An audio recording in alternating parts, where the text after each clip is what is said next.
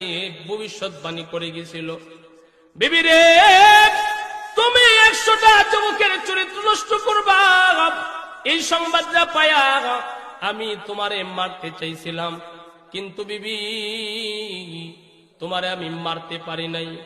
আল্লাহর ওলি আরেকটা কথা আমারে বলছিল, সেই কথাটা বাস্তব হওয়ার জন্য আমি তোমারে মারতে পারি নাই।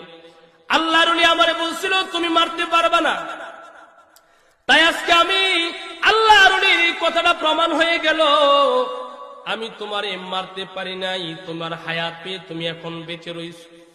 বিবি এবার ডাক দেয়া বলে, স্বামী আমার সব গোপন কথাই তো আপনি জাইনা ফলাইলেন।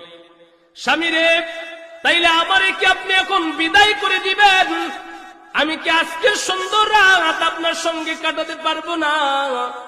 স্বামী এবার ডাক দেয়া বলেন, বিবি না না না, তোমারে আমি বিদায় করব না, বিদায় করব না, তুমি আমার সাথে থাকবা। কারণ বিবি রে তোমারে যদি আমি বিদায় করে দেই তাইলে আল্লাহর ওলির শেষ ভবিষ্যৎবাণীটা আমি দেখতে পারবো না। তাই আল্লাহর ওলির ভবিষ্যৎবাণী, শেষ ভবিষ্যৎবাণী ছিল তোমার মৃত্যু নাকি কালো রঙের একটা মাকড়সার হাতে হবে। এই জিনিসটা দেখার আগে তোমারে আমি বিদায় করব না বিবি।